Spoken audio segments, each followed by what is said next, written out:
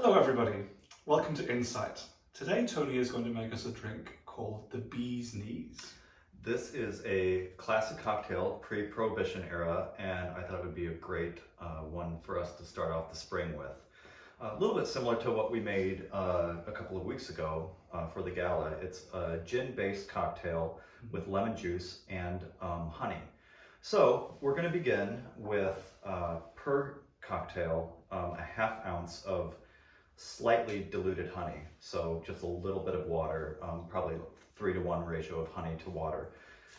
Interestingly enough, this honey was gifted to me from our principal harpist, Kayo, and she and her husband have beehives down near Naples. So a very little interesting twist. So we're going to start with half ounce in a shaker full of ice, and then 1 ounce per cocktail of lemon juice, freshly squeezed. And then per cocktail, 2 ounces of gin. You can either use a London Dry, or you can use something more contemporary with infused flavors. We're going to use this enormous bottle of Tanqueray. You say it's enormous, but that's not going to last about 2 weeks. Okay. Might not last the afternoon at the rate we're at. We're going to shake this for 30 seconds. Then strain into our lovely coupes. And now you have a little bit of a dealer's choice. You can either finish with a twist of lemon or a maraschino cherry, and I think we'll do the latter today. Bring a little bit of richness to the drink and a little color. And there you have a bee's knees. Let's see if it is the bee's knees. Cheers. Cheers.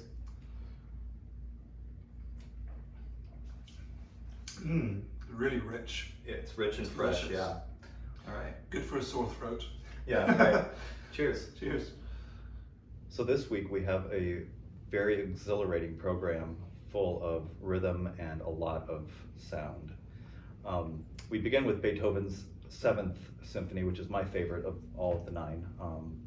And it's a fascinating piece where each movement, of course, is very distinct, but the common thread is they are all sort of rhythmically driving. So how do you take each of these movements and the rhythm that sort of pervades each? Well, one of the things that's difficult in the first movement is keeping it 6/8. The rhythm in the first movement in the Allegro is this very distinctive 6/8 dancing rhythm, yum ba-dum bum ba-dum bum ba-dum. And that's easy to do for a couple of bars. It's actually really difficult to do it for a long time. It can kind of lag dun to dun dun to dun and turn into 2/4. Yeah. So I was delighted this morning in rehearsal when I didn't have to talk about that at all. The orchestra played so well. Yeah. We haven't done Beethoven 7 together since 2015 at the opening of Unity Plaza on Riverside Avenue, which of course is kaput now. Yeah. So yeah, making the rhythms dance in the first movement is something that can be tricky. Yeah. How do you? So it's such an interesting opening because it starts with a slow opening, which is very characteristic of some Haydn symphonies. But instead of just having a slow opening and then it goes into the actual first theme, it just sort of starts to come out of it. So I, not being a conductor, but I would imagine that it's easier to anticipate the new tempo when it's just a kind of almost a double bar and then it's, like a 5/1 into the new tempo. But you have to know that tempo, which you're already saying is tricky and challenging to keep steady at the very beginning, even though it's not going to come out of it for several bars. How do you do that? Circles. Yeah. Nobody wants to be fast enough when the Allegro begins, so you just kind of encourage everybody to keep going. People in Beethoven's time thought that he was making a joke with that particular moment. As the slow introduction ends and the Allegro begins, we get little sneak peeks of the dotted rhythm that's going to come, bit by bit, and people thought Beethoven was a comedian, that he was just trying to, because the tension was felt as so great this period of adjustment from one tempo to the other. They thought he was making fun of them. We can't really hear it like that now because we know the piece so well, but the way that the music moves from the slow tempo to the fast one is really unique and very exciting. Yeah. The second movement is all based on another rhythm, bom, bom, bom, bom, bom, that's repeated over and over again. This is a movement that some of you might know from the movie The King's Speech, which talks about George the Sixth. I think it's George the Sixth. Believe me, we all trust your knowledge more than our own. Played by Colin Firth, and this is the point at which he has to deliver a speech during World War II, and he had a stutter, and it was very difficult for him to speak, and we hear the music of Beethoven underneath that whole passage as he succeeds. It's music that has unbelievable pathos and beauty. Also was demanded to be repeated by the audience at the first performance, so they played the second movement twice in a row. People wouldn't stop clapping, and it became an instant success. One of the greatest successes of Beethoven's life in first performance. It's almost, it isn't minimalism, but it is almost, it has a minimalistic quality in that way. Absolutely. 150 years before that was really invented. And the Scherzo and Trio is interesting because it's the first time that Beethoven begins to play around with the Scherzo and the Trio, the two different kinds of contrasting music. Repeating. So usually in a Scherzo and Trio, you simply, or a minuet and trio, you hear the minuet, you hear the trio, you hear the minuet again, done. But in Beethoven 7, he begins to play around with these coming back, so we hear them a number of times, slightly varied. And that, of course, is something that he then developed in the Ninth Symphony.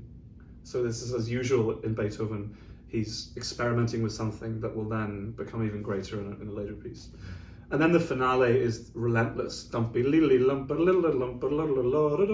kind of driving rhythm. This is the movement that inspired Wagner to say that the symphony was the apotheosis of the dance, that each movement was dancing in some way. And it's one of the most relentless movements that Beethoven writes. Thrilling, exhausting, but with the most ferocious energy. It really is so exciting to perform. So looking forward to that a great deal. It's been great this year to spend so much time with the Beethoven symphonies, and I found it really rewarding to hear how at home the orchestra is with this music because we played it so much. It's great this morning for us all to come to music that we know so well, because we spent so much time over the last 7 years playing music that's new to me and new to the orchestra, and that takes a certain toll on everybody because you're working so hard all the time. So to come back to a piece that you know and love like this means that you can work in a different way, and you can get much deeper than you would the first time in a piece, and that's really exciting. Yeah, that is, and I'm excited to hear it. I didn't arrive in Jacksonville until the winter of 2016, so this will be my first time hearing you conduct the piece.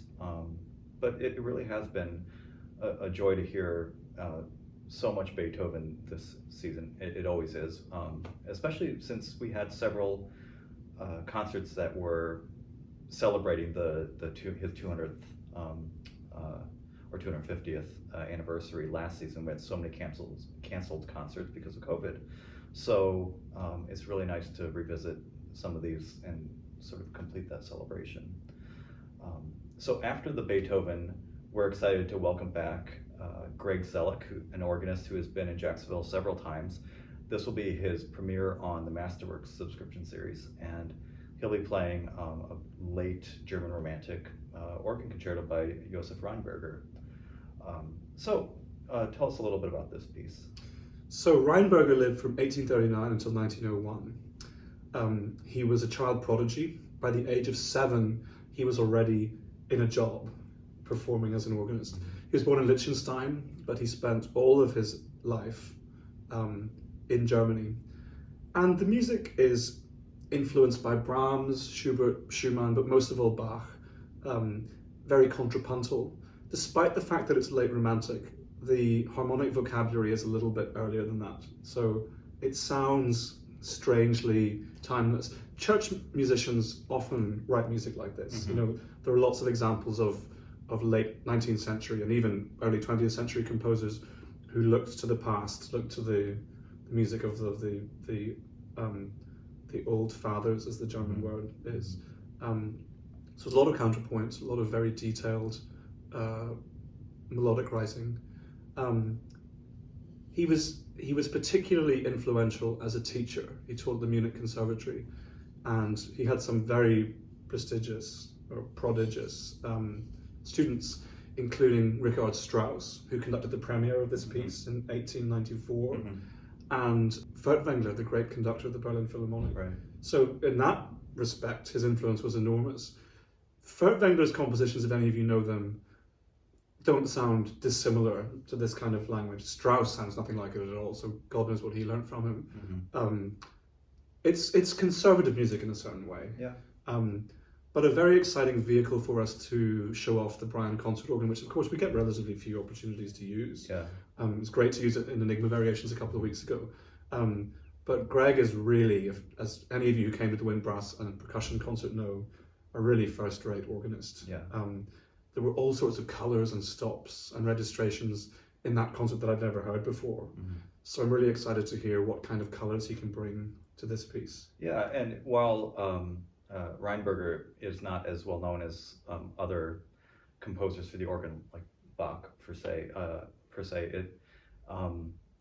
it is a piece that was written at a point where the organ had evolved into a more modern instrument than back during Handel and Bach's time. So it does offer an opportunity to really show off what the organ can do in a way that some earlier Baroque and earlier music may not.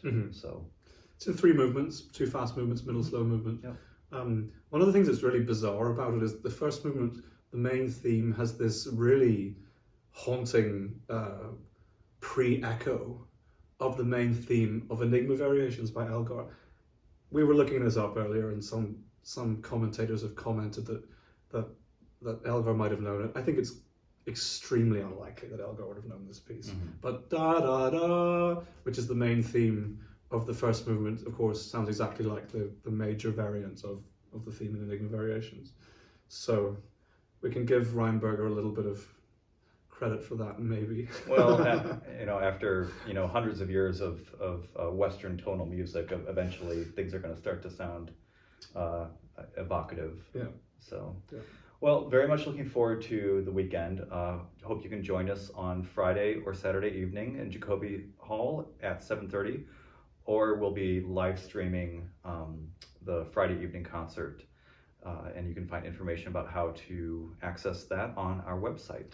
Definitely try this trick. This is a good one. I think I'm going to make another one of these. Excellent. Or maybe you can make one right now. Let's do it. All right. Cheers.